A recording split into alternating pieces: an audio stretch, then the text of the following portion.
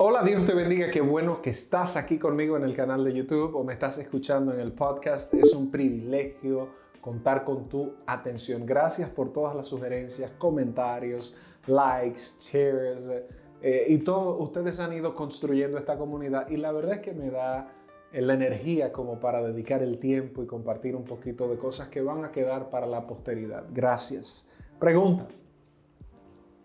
¿Son manipuladores los pastores y los curas de una iglesia?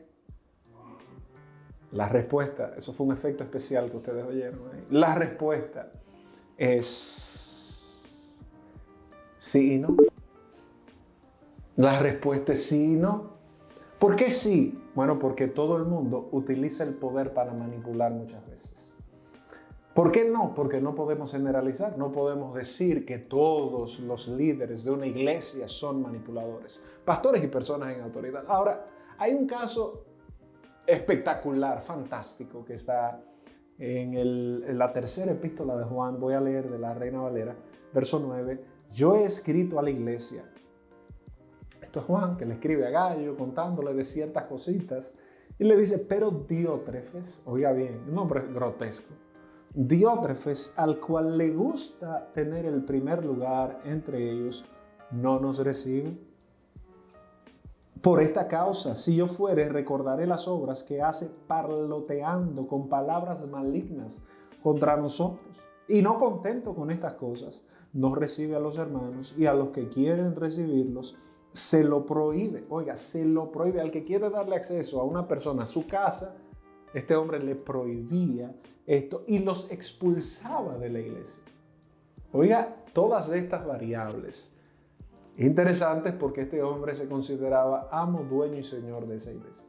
Entonces, uno de los problemas que pasa en muchas iglesias donde se fomenta el culto al pastor o este antropocentrismo tan esquizofrénico que hay hoy en día, esta necesidad, fíjese que mucha gente hoy en día tiene una teología papal dentro de la iglesia evangélica que le llaman al pastor papá, cosa que podría tener algún tipo de justificación bíblica dado que Pablo le llama a Onésimo mi hijo, el cual engendré en mis prisiones, y el término papa en la historia de la iglesia se construye sobre la idea del engendro espiritual, del trabajo espiritual, pero eso se ha desvirtuado al punto de que muchos se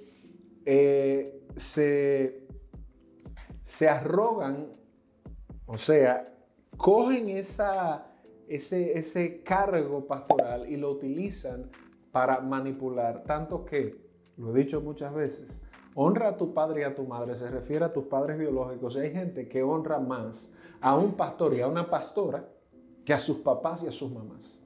Y esto va de honra, cuando usted lee honra en el Nuevo Testamento, está vinculado generalmente a economía. Así también cuando dice que los que enseñan la palabra son dignos de doble honor, de doble honra, en la traducción griega es págales más. Pero también cuando se refiere a honra a tu papá y a tu mamá, tiene que ver con un tema de dinero. Tiene que ver con un tema no de honra, de caramba, te distingo. Eso va implícito, pero cuando lo aterrizas tiene que ver con economía. ¿Y sabes por qué?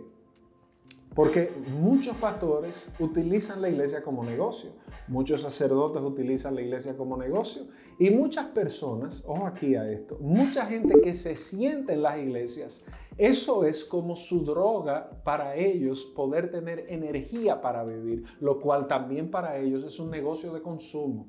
O sea, yo voy, compro lo que necesito y me voy. ¿Y qué es lo que tú necesitas? Lo que este hombre vende. Esta identidad, esta paternidad, este apapachamiento, yo soy el papá de los pollitos y tú eres un pollito y tú estás bajo mi cobertura y toda esta terminología peligrosa que se va inculcando. El hombre, mire, uno de los problemas de la idolatría que vemos desde el Edén es que el hombre no está preparado para manejar adoración. Por eso vemos claramente que cuando al hombre le dicen serás como Dios, él hipotecó, señores, pero ese fue el negocio más absurdo de la historia.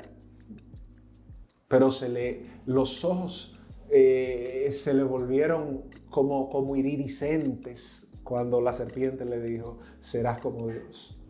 El hombre no está preparado para manejar esa adoración. Las alturas nos nublan a todos y ninguno somos ineluctables en ese sentido. A ninguno de nosotros. El poder, señores, de 10 personas, de 100 personas, de una nación, de un banco, el poder puede nublarnos con facilidad. Entonces, ¿por qué manipulamos muchas veces? Porque muchas veces la gente anda buscando que le manipulen, aunque usted no lo crea. La gente anda buscando un lugar con una solución llave en mano donde usted se siente espiritual. Llegué a la iglesia, estoy aquí, estoy feliz, canté 3 canciones, le llaman alabanzas y adoración, una cosa que yo de verdad exhorto a la gente como que a que reconfeccione todas esas terminologías porque no tienen sentido. De repente consume media hora de algo que como que es extático y se va a su casa. Y ya usted se siente que eso resolvió su problema marital porque se volvió en algo que le ayudó en algún momento. Pero a lo largo de los años, de nuestras iglesias sale mucha gente con un dejo y con una cicatriz de haber sido manipulado. Lo digo hasta de la nuestra. Ahora, también debemos invertir la torta. Mucha gente se victimiza de una manipulación, que solo está en su imaginario. ¿Cuál es el límite? ¿Cuál es el rol de un pastor según la Biblia? ¿Tiene un pastor el derecho de darle a usted directrices a lo íntimo de su casa o con su dinero? Bajo ningún concepto. Bajo ningún concepto. Por ende, cada vez que yo escucho expresiones como lo dijo el apóstol, mira cuál es el filtro. Mira, lo puede decir San Benito de Nurcia cuando fundó la Orden de los Benedictinos. Lo puede decir Pacomio. Lo puede decir Gregorio Magno. Lo puede decir Ambrosio de Milán. Lo pudo decir Constantino. Lo podía decir Pablo. ¿Qué dice la Escritura? Fíjate que en muchos de estos círculos, cuando tú confrontas en amor a un líder con la Escritura, entonces viene a citar el tema de la autoridad. No hay autoridad que no sea dada por la Escritura. Esto es un tema que he pensado mucho, porque ¿bajo cuál autoridad un pastor se constituye en tal? Porque hay un libro que se llama la Biblia que confiere un título para una persona que es pastor. Por ende, lo que a un pastor lo hace pastor está contenido en la palabra de Dios, que es su autoridad, su magna mater. Entonces yo no puedo estar por encima de la palabra de Dios. No puedo estar por encima de la palabra de Dios. Y lamentablemente, en el afán también, a ti que vas a una iglesia, de no dejarte manipular, entonces te vuelves una persona que eres ingobernable e impastoreable. Y es esta tensión que lleva a una vida disfuncional. Si bien es cierto que hay un extremo dañoso, esta teología de mi papá, pero ni en los mítines políticos, mi papá, ese es tu papá. No, ese es tu pastor. Tu papá es el que te dio a ti, tu progenitor, tu papá, tu núcleo, tu papá biológico, ese es tu papá. Tu otro padre, Dios que está en los cielos.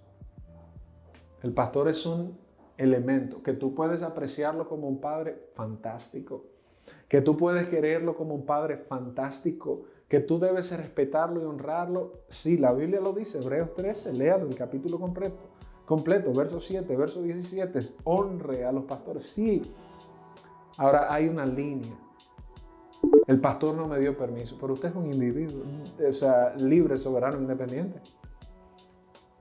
El pastor dijo que no íbamos. Si es una actividad de la iglesia, representando a la iglesia, ese es un tema hasta legal, digamos, ¿verdad?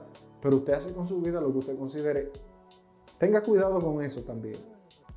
Porque como decía anteriormente, nos volvemos ingobernables e impastoreables. Y no en vano la Biblia utiliza la figura de un pastor. No en vano Jesús se autodenomina como el gran pastor o el buen pastor. No en vano Pedro en el capítulo 5 de su primera carta hace referencia a que Él es el obispo de los obispos, el pastor de los pastores. Es una figura que tiene una función en nuestra vida. Ahora, no es una función definitiva, no es una función que va a gobernarme ni a secuestrarme las neuronas. J.K. Chesterton, periodista, escritor católico, decía en su tiempo que a la gente se le pedía que llevara el sombrero a las iglesias, ¿verdad? Y que se los quitara en la puerta. Ese era el estilo de vestimenta, pero que no se quitara la cabeza. En otras palabras, es cuando tú entras a la iglesia, te piden que te quites el sombrero, no la cabeza. Y yo veo hoy en día, señores, y esto quizás es un tema mío, y yo estoy listo para ver todos los comentarios exóticos que me dejan muchas veces. Pero, caramba, a mi iglesia ha llegado gente que literalmente ha tenido que haber sido tratada psiquiátricamente, porque en ejercicios dentro de iglesias, lo único que oían era lo que mamá decía, la pastora. Ayunaban porque mamá decía que había que ayunar. Decían que los padres pueden ser instrumentos del diablo para oponerse en el crecimiento espiritual. Mire, y eso es una línea delgada, porque si bien es cierto que un papá no cristiano o una mamá no cristiana pueden no entender algunas cosas sobre la fe, no es menos cierto que tú y yo estamos llamados a honrarlos y a obedecerlos. Cuando su padre le dice a usted que usted no va para la iglesia, mire, eso no es una oposición, eso es una prueba de su carácter frente a la obediencia que usted tiene. Ah, claro, como yo soy pastor y tú eres un activo en mi iglesia y yo te necesito para que tú toques la batería, yo te voy a decir a ti que se te están oponiendo, pero es para yo alcanzar lo mío y es dar mi espectáculo en orden. Quiero dejarte con esas palabras. Reflexión. En otro orden.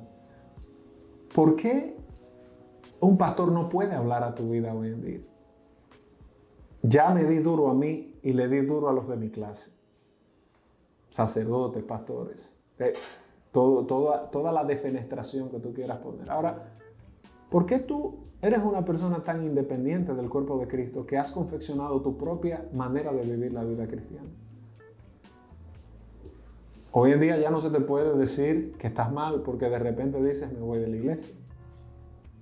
Fantástico.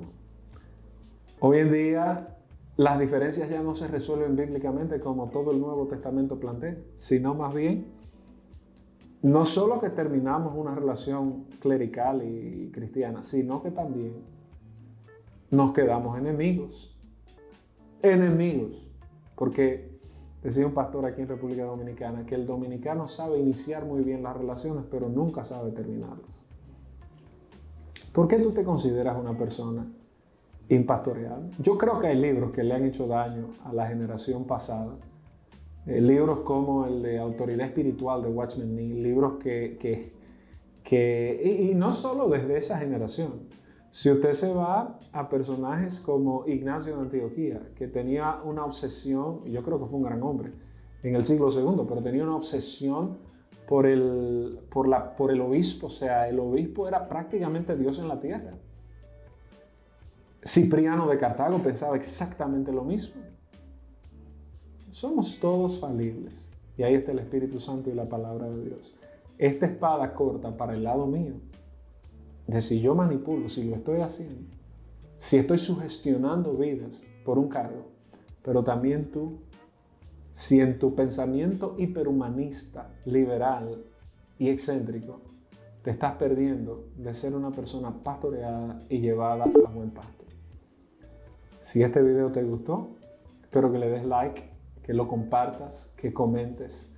Gracias por estar conmigo. Y si no te gustó, dale dislike, no importa, pero participa. Nos vemos en la próxima entrega. Dios te bendiga.